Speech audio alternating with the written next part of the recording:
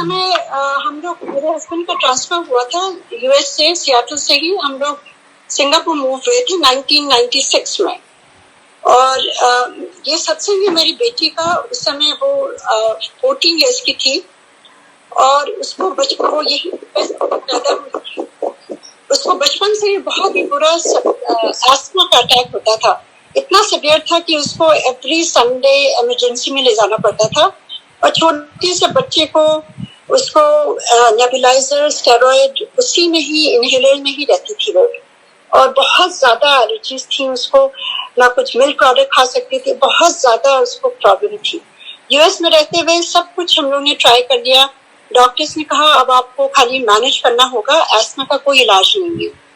तो उसका बड़ा अबनॉर्मल सी चाइल्डहुड हुई थी। उसको क्लोरीन से एलर्जी थी और प्लांट से, फ्लावर से, ग्रास से, और कोई मिल्क प्रोडक्ट नहीं खा सकती थी। तो मतलब वो बच्चा अजीब सा, मतलब उसको अंदर मुझे देख के बड़ा दुख होता था। और मैं शिव की भक्त हूँ बचपन से ही, तो दिन रात में शिव जी को यही एक प्रार्थना करती थी एज ए मदर कि मेरे बच्चे को ठीक कर दे आसमा। तो बिल्कुल नहीं हो पा रहा था। और भी जितना भी बड़ी होती जा रही थी और भी सिवियर एस्मा अटैक हो गया था। इतना सिवियर कि हम लोग जब 2 बार इंडिया गए तो वहाँ we almost lost her. It was very very bad. तो एक माँ जैसे होती है खाली अपने बच्चे की हेल्थ के लिए प्रे करती है, तो मैं यही प्रेयर मेरी शिव जी के साथ थी। उसी बीच हम लोग चले गए सिंगापुर में 96 में। तो ये भी गुरु जी का बुलावा था क्योंकि हम गुरु जी को नहीं जानते थे। और 98 में हम लोग सिंगापुर से वहाँ साउथ में घूमने के लिए गए वेकेशन में, बैंगलोर में। तो उसको इतना बुरा अटैक हुआ कि मतलब हम कहीं भी नहीं निकल पाए, खाली होटल से घर आ गए, वापस दिल्ली आ गए। वहाँ मेरे चाचा जी हैं, मिस्टर प्रकाश सिंह, मेरे हस्बैंड के चाचा जी हैं। वो रिटायर्ड डीजीपी पंजाब के, जालंधर के थे। तो वो गुरु जी के बहुत पुराने 1970s 80s से उनको मानते हैं। उन्होंने कहा कि तुम लोग बहुत परेशान हो, क्या बात है? तो हम लोग ने उनको बताया कि ऐसे ऐसे हालत हो रही है मेरी बेटी की, क्या करें? तो उन्होंने बस एक शब्द कहा। उन्होंने कहा ऐसा है कि अगर गुरु जी की कृपा हो जाएगी तो ठीक हो जाएगी, तुम मेरे साथ गुरु जी के चलना। तो चाचा जी को हम लोग बहुत रिस्पेक्ट करते थे और बहुत ही नो नॉनसेंस पर्सन। तो मुझे लगता था कि कोई गलत जगह कभी नहीं जाएंगे। उस समय इतना हम हैरान हो गए थे, इतना परेशान हो गए थे कि कोई कुछ भी कहता था हम वहां जाने को तैयार थे। शाम को चाचा जी ने कहा ऐसा है कि मेरी कार को फॉलो करना। उस समय मैं नोएडा अपने पेरेंट्स के पास रहती थी, और इतने बजे आ जाना और मेरी कार को फॉलो करना और हम गुरु जी के जाएंगे। और उन्होंने गुरु जी के बारे में कुछ भी नहीं बताया था, बस एक सेंटेंस, क्योंकि पुलिस के वो थे तो उन्होंने एक सेंटेंस कहा था, जस्ट फॉलो द ड्रिल, मतलब जो वो करें वो हमें करना है उनके साथ। हम गए वहां पर और मैंने सोचा था कोई गुरुजी होंगे पुराने दाढ़ी वाले। एनीवे, जब वहां पहुंचे, जैसे ही हम वहां एंटर करे गुरुजी के एम्पायर स्टेट में, 98 दिसंबर 28 का दिन था। जैसे ही हम पहुंचे वहां बहुत जोरों से शब्द चल रहे थे और गुरुजी अपने पूरे ब्यूटीफुल उसमें चोले में बैठे हुए थे अपने आसन में। और जैसे मैंने उनकी शक्ल देखी मुझे लगी कि ये तो कोई प्रिंस है। एंड आई वाज शॉक्ड, मुझे यकीन नहीं हो रहा था कि ये गुरुजी हैं। एनीवे, मैं पंजाबी नहीं हूँ तो मुझे समझ में नहीं आ रहा था शब्द बिल्कुल भी। जैसे ही हम गए गुरुजी के, जैसे चाचा जी ने प्रणाम किया तो हम लोगों ने भी उनको प्रणाम किया। और जैसे ही उन्होंने मेरी तरफ देखा, गुरुजी ने सारा कुछ मेरे बारे में बताना शुरू कर दिया। मेरे हस्बैंड का नाम, मेरे बच्चों का नाम, मेरे पेरेंट्स का नाम, मेरे सिबलिंग्स का नाम, मतलब सब कुछ। जैसे कुछ, I had just lost a brother who was in the army. He was only 40 years old in a chopper crash. मैं बहुत डिप्रेशन से गुजर रही थी। गुरुजी ने वो सब भी बता दिया, पर मैं कुछ समझी नहीं। मैंने सोचा कोई बड़ी बात नहीं, चाचा जी ने शायद बता दिया होगा इनको। मैं समझी नहीं। गुरुजी ने कहा जा बैठ जा। मैं जाके बैठ गई दीवार के सहारे। इधर उधर मैं देख रही थी, मुझे समझ नहीं आ रहा था। मैं ना ध्यान में बैठ पा रही थी ना कुछ। इतनी जोर शब्द बज रहे थे तो मुझे लग रहा था ये इतनी जोर से क्यों बज रहे हैं। एनीवे, मैं गुरुजी की तरफ देखती जा रही थी और मन में मेरे कंफ्यूजन चल रहा था कि इतने यंग हैं ये कैसे ठीक करेंगे? गुरुजी ने उसी समय मुझे इशारा करके बुलाया, मैं उनके सामने गई, उनके सामने बैठ गई। गुरुजी ने कहा, तू डाउट ना कर, इतने डाउट का कोई काम नहीं है। मैं एकदम से घबरा गई, मैंने कहा इनको कैसे पता चल गया मैं क्या सोच रही थी। और फिर मैं रोने लगी। गुरुजी का ऑरा इतना डिवाइन था कि आंखों में आंसू आ गए। मैं अपने दुख में इतनी भरी हुई थी, मैंने सारा कुछ गुरुजी को बताना शुरू कर दिया। गुरुजी कैसे नहीं मैं डाउट करूं, मैं जिंदगी भर परेशान हो गई, ये बच्ची अब 14 इयर्स की हो गई है और कोई इसका इलाज नहीं हो रहा है, बहुत ही परेशानी है गुरुजी, एज ए मदर मैं क्या करूं? तो गुरुजी ने सारी बात सुनी और फिर अपना हाथ ऊपर उठा के कहा, जब मैंने तेरी बेटी का कल्याण कर देता।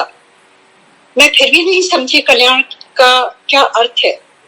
मैंने सोचा पंजाबी में ऐसे ही कहते होंगे कल्याण।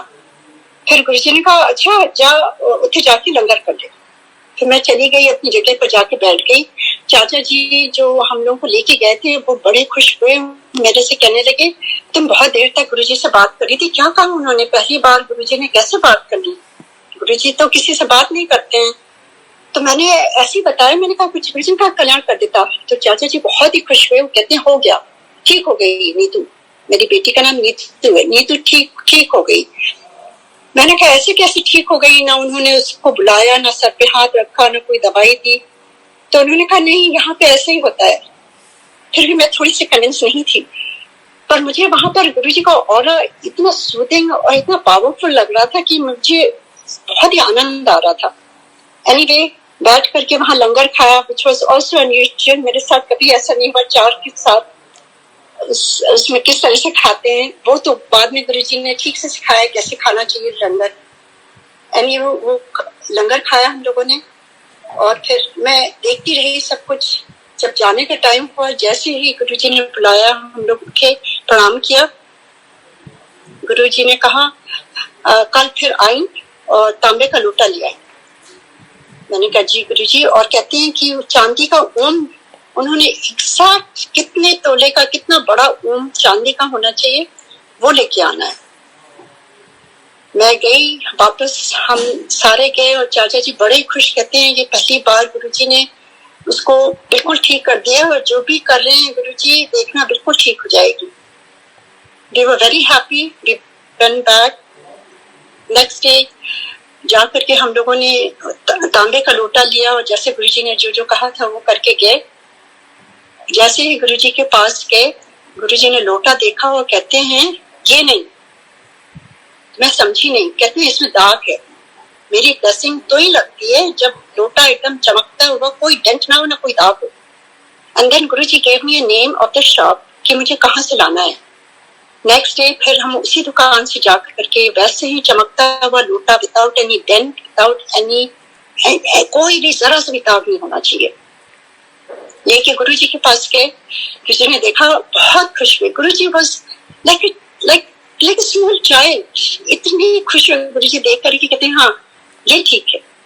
फिर गुरुजी ने उसको हाथ में लिया और डेट ऑफ बर्थ पूछी मेरी बेटी की, उसका नाम पूछा एंड 1-2 सेकंड के लिए गुरुजी एकदम जैसे समाधि में चले आए और उन्होंने ब्लेस किया और उन्होंने बताया किस तरह से उसको यूज करना है और चांदी के ओम को ब्लेस किया और कहते हैं ये मंडे को इसको काले धागे नहीं, इसको चेन में पहना देना, सिल्वर की चेन में। उसके बाद हम वापस आए और वैसे ही करने लगी। और जिस दिन गुरुजी ने ब्लेस किया उसको, जो बेटी उस समय 14 इयर्स की थी और जो बचपन से इनहेलर नेबुलाइजर पर थी, इतना बुरा हाल था कि इनहेलर उसकी जैसे उसका पार्ट ऑफ द बॉडी बन गई थी। अगर हम कहीं भूल जाते थे जाना, उसको लेके जाना, वापस आना पड़ता था, तो वो हर 2 घंटे में उसको इनहेलर लेना पड़ता था। वो दिन और आज का दिन गुरुजी की इतनी अपरंपार ब्लेसिंग है, उसने एक बार भी इनहेलर नहीं यूज किया उस दिन के बाद। ये कौन कर सकता है? हम सब जगह से हार गए थे, मंदिर, ज्योतिषी, ये हवन, वो पाठ, सबके पास जा चुके थे और सारे लोग खाली पैसे मांगते थे।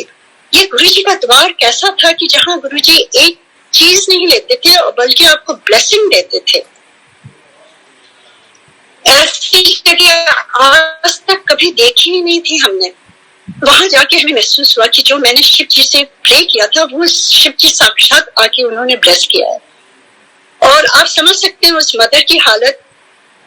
एज ए मदर मेरे लिए लग रहा था कि गुरुजी भगवान है, कोई और नहीं ठीक कर पाया मेरी बेटी को, उन्होंने ठीक किया। मैं अंदर से इतनी ज्यादा ग्रेटफुल हो गई। और गुरुजी रोज उसी हिसाब से जितने दिन हम लोग थे वहां पर उन्होंने ब्लेस किया, लंगर खिलाया। फिर हम वापस सिंगापुर आना था, हम वापस सिंगापुर आ गए। और वो वैसे ही गुरुजी ने कहा था इसको ये चांदी के ओम को 51 दिन तक पहनना है बस। और गुरुजी ने कुछ चीजें कही थी जो मेरी बेटी को कही थी सीधे। जब वो उसको ब्लेस कर रहे थे गुरुजी, तो उसको 3 चीजें गुरुजी जी ने बोली थी। फर्स्ट उन्होंने बोला था आज से चावल खाना बंद। सेकंड चीज गुरुजी ने मेरे से कहा था कि इसको अदरक की सब्जी बना के खिलाओ। थर्ड चीज गुरुजी ने कहा कि उसको बोला मेरी बेटी को आज से निंदा चुगली बंद।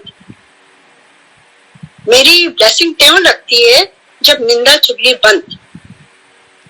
उसके बाद जब हम घर आए तो मैंने अपनी बेटी से कहा कि बेटा तुम क्या निंदा चुगली करती हो, क्या हो गया। गुरुजी ने ऐसे कहा तो वो हंसने लगी, कहती नहीं माम मेरी एक बेस्ट फ्रेंड है, वो पूरे स्कूल की गॉसिप मेरे से आके करती है तो मैं सुनती रहती हूँ।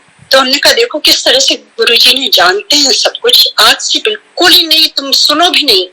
तो मतलब ये गुरुजी की बहुत बड़ी सीख है जो गुरुजी ने बताई थी उस समय। अगर आपको गुरुजी की ब्लेसिंग लेनी है तो उसकी कुछ रिक्वायरमेंट भी है। फर्स्ट रिक्वायरमेंट है निंदा चुगली बंद, ना आपको सुननी है ना करनी है। गुरु अपनी पूरी शक्ति लगाते हैं आपको ब्लेस करने के लिए और हम उसको रिसीव नहीं कर पाते हैं क्योंकि हम अपनी आदतों से मजबूर हैं। हमें अपनी आदतें बदलनी है गुरुजी की उस अपरंपार ब्लेसिंग की उस शक्ति को ग्रहण करने के लिए भी। तो ये मेरा ये टीचिंग गुरुजी ने जो उस समय दी वो आज तक मुझे यही महसूस होती है कि बहुत बड़ी ये टीचिंग गुरुजी ने अपने आप कह के गए हैं जो संगत को बहुत जरूरी है इसको समझना। और उसके बाद हम वापस सिंगापुर आए और वो उसको मैंने चांदी के उसमें पहना दिया लॉकेट। और वो स्कूल जाती थी। एक दिन हम स्कूल से आए, वो होमवर्क कर रही थी, मैं उसके पास ही बैठी थी। अचानक ही वो एकदम से गिर गया चांदी का ओम। मैं घबरा गई, मैंने कहा ये क्या हो गया। मैं दूसरी चेन लाके मैंने उसको फिर से पहना दी। वो कहीं नहीं गिरता था, वो मेरी आंखों के सामने नेक्स्ट डे फिर गिर गया। मुझे समझ नहीं है, मैंने कहा बेटा तुम फिजिट नहीं करो, छोड़ नहीं उसको, छोड़ दो। कहती है मैंने कुछ नहीं किया माम, हम बस होमवर्क कर रहे हैं। कहती है पर गुरुजी ने कहा था कि 51 डेज तक पहनना है। तो कैलेंडर में जब देखा तो उसी दिन एक दिन पहले ही 51 डेज हुए थे। ये गुरुजी का कैलकुलेशन परफेक्ट है, हम भी नहीं समझ सकते। और वो लॉकेट गुरुजी ने उसकी ब्लेसिंग पूरी हो गई, वो अपने आप गिर गया और उसको हमने संभाल के उसके तकिए के नीचे रख दिया था। उसके बाद से मुझे ऐसा लगा कि जैसे गुरुजी को मैं किस तरह से थैंक करूं। मैं सिंगापुर में थी, मेरा मन ऐसे बेचैन हो रहा था गुरुजी के दर्शन करने का। मैंने फिर अपने चाचा जी को फोन किया, मैंने कहा चाचा जी ये तो बहुत ही गुरुजी की इतनी ब्लेसिंग है, नहीं तो बिल्कुल ठीक हो गई। उसको कोई इनहेलर की जरूरत नहीं, ना कुछ, सब कुछ खा रही थी, वो घास में जाती थी, वॉक करती थी, स्विमिंग पूल में जाती थी, उसको कोई प्रॉब्लम नहीं थी। तो मैंने उनको बताया मैं आ करके गुरुजी को थैंक्स करना चाहती हूँ और मैं गुरुजी के लिए कुछ शॉपिंग करके लाना चाहती हूँ सिंगापुर से। तो वो हंसने लगे, वो कहते नहीं गुरुजी कुछ नहीं लेते हैं। पर मुझे कन्विंस नहीं हुआ। मैंने अपनी तरफ से जैसे भी जो भी मुझे समझ में आया हम ले करके गुरुजी के द्वार के एम्पायर स्टेट और मैंने गुरुजी के चरणों में रखा, कहा गुरुजी थैंक यू सो मच, आपने मेरी बेटी को एकदम ठीक कर दिया। गुरुजी इतने खुश हुए और उसके गले पे ऐसे थप्पड़ हल्के से प्यार से मार के कहते हैं एनो तो ठीक होना ही था। और फिर गुरुजी ने मेरे से कहा ये क्या है, क्या लेके आई है। मैंने कहा गुरुजी कुछ नहीं, बस आपको थैंक यू है। तो कहते हैं गुरुजी कहते हैं एनो सारी संगत में बांट, सबको वही बांट दिया। तो ये गुरुजी का देखिए आपको ब्लेस करते हैं, एक चीज नहीं लेते हैं गुरुजी। गुरुजी कुछ भी नहीं रखते थे, सारी चीज उनको संगत में ही बांटनी है। और उसके बाद गुरुजी की ऐसी अपरंपार इतनी टीचिंग्स गुरुजी की, वहां बैठ करके, मुझे पंजाबी समझ में नहीं आती थी और मुझे शब्द चलते थे, मुझे नहीं समझ में आते थे। एक दिन गुरुजी ने मुझे बुलाया और उन्होंने मेरे से एक सेंटेंस पंजाबी में 5 बार बोला और हर सेंटेंस के बाद उन्होंने मेरे से पूछा, समझी? और मैंने सर हिलाया, नहीं गुरुजी। 5th टाइम मैंने गुरुजी से कहा, गुरुजी मैं नहीं समझी, आप प्लीज मुझे हिंदी में समझाओ, नहीं तो मैं चली जाऊंगी और मुझे दिमाग में रहेगा मेरे गुरु ने क्या कहा, मैं समझी नहीं। तो गुरुजी ने हिंदी में बताया, पर उसके बाद उन्होंने ये भी कहा, तू पंजाबी सीख। और आप बिलीव नहीं करेंगे कि गुरुजी ने बोला और वो हो गया। उसके बाद जब भी मैं शब्द सुनती थी, मुझे एक एक शब्द समझ में आने लगा, इतनी अच्छी तरह से समझ में आने लगा कि मैं अपनी फैमिली को भी ट्रांसलेट करके बताने लगी। मेरी बेटी कहती थी, माम आई श्योर कि ये है? मैंने कहा हाँ बेटा, गुरुजी ने मेरे से कहा सीख, और मैं सीख गई। मुझे किसी की जरूरत नहीं है, it's between Guruji and you. अगर गुरुजी ने कोई भी महावाक्य बोला है तो आपके लिए है और आप बिल्कुल उसी हिसाब से आपकी लाइफ में होगा वो। और एक एक चीज मुझे समझ में आने लगी, गुरुजी हैं कौन। मैं अक्सर वहां संगत में बैठी रहती थी और सोचती थी, गुरुजी आप हैं कौन? ये जो आप दिखा रहे हैं ये आप नहीं हैं, ये दुनिया के लिए आपने ये चोला पहना, ये आपका सुंदर स्वरूप है, आप कुछ और है Guruji. Who are you Guruji, who are you? मैं मन ही मन बार बार गुरुजी को बोलती थी और बार बार मुझे यही लगता था, हैं कौन गुरुजी। और एक दिन गुरुजी ने मेरे से कहा कि तू इतने बजे आ जाए।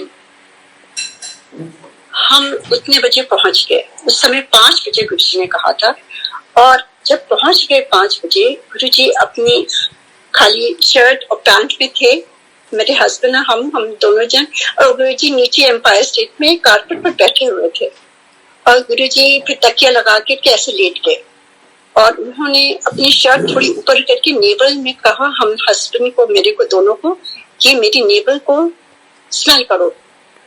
और जैसे ही हम लोग नीचे स्मेल करने लगे, ऐसा लगा कि पूरा पुंज है, जो गुरुजी की जो सुगंध आती थी रोजेस की, वो सारा पुंज गुरुजी के नेवल से था।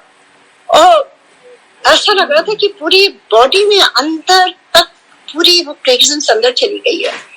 और मुझे समझ में आने लगा गुरुजी हैं कौन, क्योंकि शिव जी के जब एक श्लोक आता है, सुगंध आती थी उनके शरीर से। सारी क्वालिटीज मैंने देखी गुरुजी की, जो जो शिव जी के बारे में पढ़ा था, सुना था, सारी चीजें गुरुजी में हमने पाई। उस समय मुझे समझ में आ गया कि गुरुजी से जो मैं क्वेश्चन करती थी, आप हैं कौन, गुरुजी ने मुझे आज वो आंसर दे दिया है। मैं शिव जी को प्रे करती थी और शिव जी साक्षात बुला करके उन्होंने दर्शन दिया। हमारे भाग्य कितने अच्छे हैं कि इस जन्म में हमने साक्षात शिव जी को देखा, महसूस किया, उनको छुआ, उनके सानिध्य में रहे कितने साल। अब सिंगापुर हम वापस आते थे और मेरा मन बेचैन रहता था, जैसे एक मछली होती है पानी से निकल करके। ऐसा लगता था कि बस यहाँ नहीं है, मुझे गुरुजी के पास ही रहना है, मुझे गुरुजी के पास ही रहना है। जहाँ भी जितना भी टाइम मिलता था, कभी कभी हम खाली थर्सडे को चले जाते थे, रात में वहां पहुंचते थे। सिंगापुर एयरलाइन 11:30 बजे सीधे एयरपोर्ट से सीधे गुरुजी के पास जाते थे और लंगर, गुरुजी जैसे ही जाते थे गुरुजी कहते थे जा लंगर कर। एक बार मेरे हस्बैंड ने यूं ही कह दिया, गुरुजी हम लोग डिनर खा के आए। गुरुजी कहते हैं डिनर खा के आए ना, लंगर तो नहीं किया। तो गुरुजी ने ये सिखाया लंगर का महत्व क्या है। लंगर आप डिनर करते हो, लंगर गुरुजी की ब्लेसिंग है और स्पेशली अगर गुरुजी कह करके आपको लंगर दे रहे हैं, दैट इज महाप्रसाद। और वहां बैठ करके गुरुजी इतना खिलाते थे जो ऑर्डिनरी हम कभी खा ही नहीं सकते हैं। वो क्या है, क्योंकि वो आप देखते थे वो पदार्थ नहीं होता था, वो गुरुजी ब्लेसिंग होती थी। मोटी मोटी रोटियां, इतनी मीठा, इतनी तीखी मिर्ची, मेरे हस्बैंड कभी मिर्ची खा ही नहीं सकते थे। किस तरह से गुरुजी वहां सब कुछ खिलाते थे और उन्होंने लंगर का महत्व समझाया कि कैसे खाते हैं वहां पर। उसके बाद ऐसे ही दौड़ चलता रहा। हम थर्सडे को आते थे और संडे को, मेरा बेटा भी छोटा सा था उस समय, 4-5 साल का, उसको लेके आते थे और बस लंगर खा के संडे को हम वापस चले आते थे। और जब जैसी छुट्टियां होती थी हम उसी दिन वापस आ जाते थे गुरुजी के वहां नोएडा में आ जाते थे अपने पेरेंट्स के पास और गुरुजी के एवरी डे उस समय बैठते थे। गुरुजी पूरे टाइम हो जाते थे। अब मैं ये एक्सपीरियंस सुनाती हूँ अपने फादर का। मैं अपने फादर के यहाँ रहती थी और मेरे फादर गोल्फर्स हैं और वो सुबह 4 बजे उठ के गोल्फ खेलते थे और वो रात में जब गुरुजी तो रात में बैठाए रखते थे, कभी 2 बजे कभी 3 बजे हम घर आते थे और पापा मेरे ऐसे पेस चलते रहते थे हॉलवे में और बहुत डांट पड़ती थी। कहते ये तुम्हारे गुरु कैसे हैं, रात में क्यों बैठते हैं? मुझे ले चलो, मैं क्वेश्चन करूंगा उनको। और ये सेफ नहीं है, कोई सिंगापुर नहीं है, तुम लड़कियों को लेके जाती हो, मेरी 3 बेटियां, सबको लेके जाती हो और ये वो। तो मैं कुछ बोलती नहीं थी, मैं कमरे में अपने जाकर के बस गुरुजी को प्रे करती थी, गुरुजी आप मेरे लिए आसान कर दो। मैं नहीं चाहती कि मेरे पापा मेरे लिए परेशान हो, मैं और ये भी नहीं चाहती कि मैं आपके यहाँ जल्दी आ जाऊं। मेरा मन है मैं जितना वहां बैठ सकूं गुरुजी, मैं इसीलिए आती हूँ। आप बिलीव नहीं करेंगे, नेक्स्ट डे सुबह सुबह मेरे फादर ने मेरे से कहा, अच्छा तुम जाती हो अपने गुरुजी के, तो बताओ वहां क्या क्या होता है। तो मैंने उनको सब कुछ बताया और जस्ट टू इन्फ्लुएंस हिम मैंने ये भी कहा कि वहां मेनका गांधी जी आती हैं, अरुण शिवरी आते हैं और ऐसे ऐसे बड़े बड़े लोग आते हैं पापा। और गुरुजी की देखिए कितनी बड़ी कृपा है, देखिए नीतू को कोई नहीं किसी ने हेल्प नहीं किया, गुरुजी ने हेल्प किया। तो वो पापा ने कहा चलो ठीक है, एक दिन मैं भी चलूंगा गुरुजी के। उस दिन जब मैं गुरुजी के पास गई तो गुरुजी ने मेरे से कहा जस्टिस साहब को लेके आना। और मैं गुरुजी के चरणों में पड़ गई। मैंने कहा गुरुजी थैंक यू सो मच। गुरुजी अंतर्यामी, आपकी एक एक चीजें सुनते हैं और एक एक चीजों का वो आंसर देते हैं। अंकल मेरे पास तो बहुत बहुत सत्संग है, पर आप अपने टाइम का हिसाब से मैं शेयर कर रही हूँ। सेम उसी बेटी का, नीतू का, जिसका गुरुजी ने आसमा ठीक किया था। हम सिंगापुर में थे और उसने अपनी ग्रेजुएशन हाई स्कूल की अमेरिकन स्कूल से वहां खत्म कर ली और उसके बाद गुरुजी वो कॉलेज पे चली गई। अब जब वो गुरुजी की जाती थी तो वो बस गुरुजी से कहती थी, क्योंकि वो इतना सफर कर चुकी थी बचपन में, उसके मन में एक था कि वो डॉक्टर बनना चाहती थी। वो बार बार ये कहती थी कि मुझे जैसे डॉक्टर्स ने मेरी हेल्प करी है मुझे औरों की हेल्प करनी है। तो वो जाती थी और गुरुजी से मन ही मन यही मांगती थी। एनीवे उस 12th के बाद उसका एडमिशन हो गया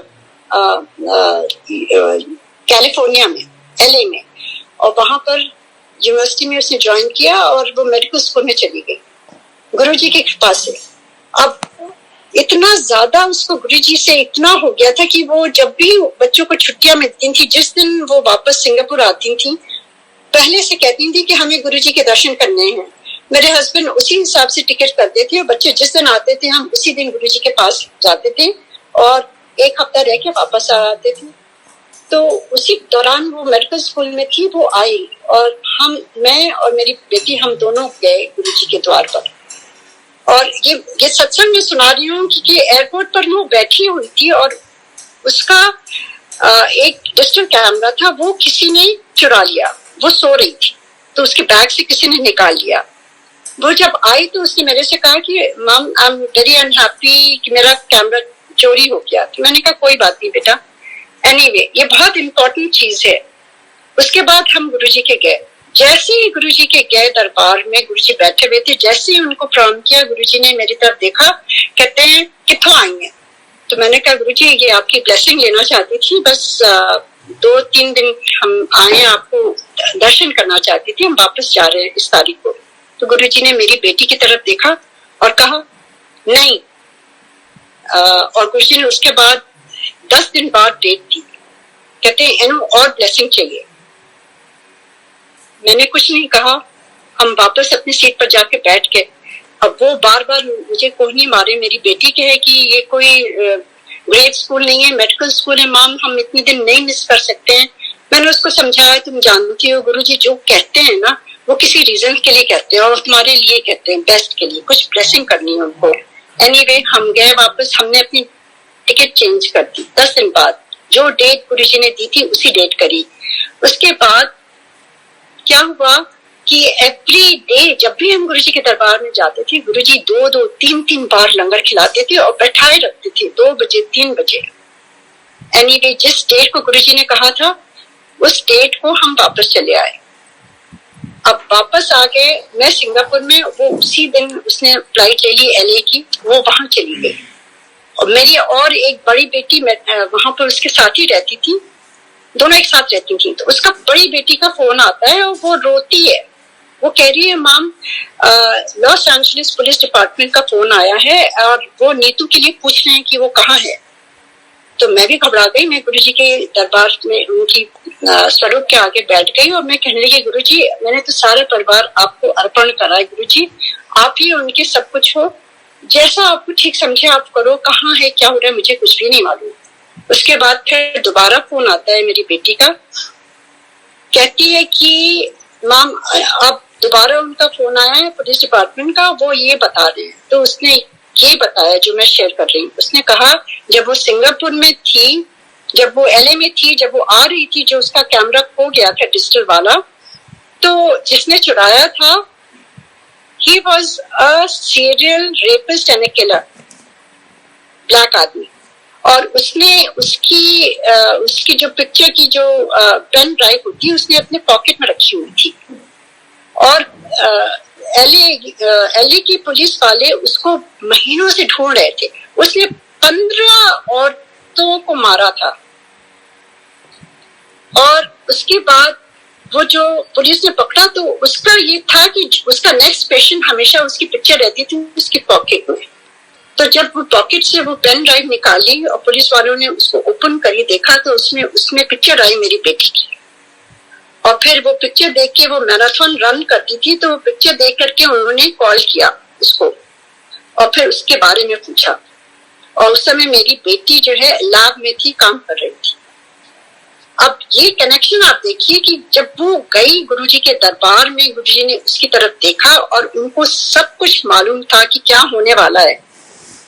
वो जो ब्लैक आदमी था जिसने चुराया था, may be he was waiting at the airport, you don't know क्या होना था। और पुलिस वालों को उन्होंने उसको पकड़वा भी दिया, वो उसको पकड़ लिया, वो बंद हो गया। तब 10 दिन बाद गुरुजी ने हमें आज्ञा दी वापस आने की। तो ये भगवान नहीं है तो कौन हैंगे? अगर हम अपनी बात उनकी बात नहीं मानते आ जाते, हमें नहीं मालूम, गुरुजी आपको चॉइस देते हैं, आप सुनिए ना सुनिए ये हमारी चॉइस है।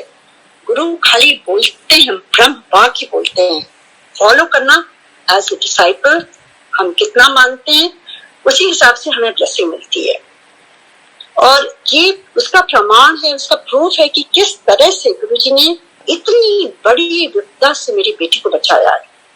अब हम गुरुजी को भगवान नहीं मानेंगे तो क्या मान सकते हैं? गुरुजी को एक एक मेरा पोर, एक एक सेल, गुरुजी को thanks thanks thanks, that's all we can do. और ये थैंक्स कैसे कर सकते हैं? गुरुजी की महिमा गा करके, हमेशा गुरुजी के बारे में औरों को बता करके गुरुजी हैं कौन मेरे, लॉर्ड शिवा हैं जो लाइट देते हैं, जो आपको मरने से बचाते हैं, जो आपके मन की जानते हैं, जो हमेशा आपको आपके अंग संग रहते हैं। कौन है गुरुजी? जय गुरुजी अंकल, जय गुरुजी, जय गुरुजी, जय गुरुजी।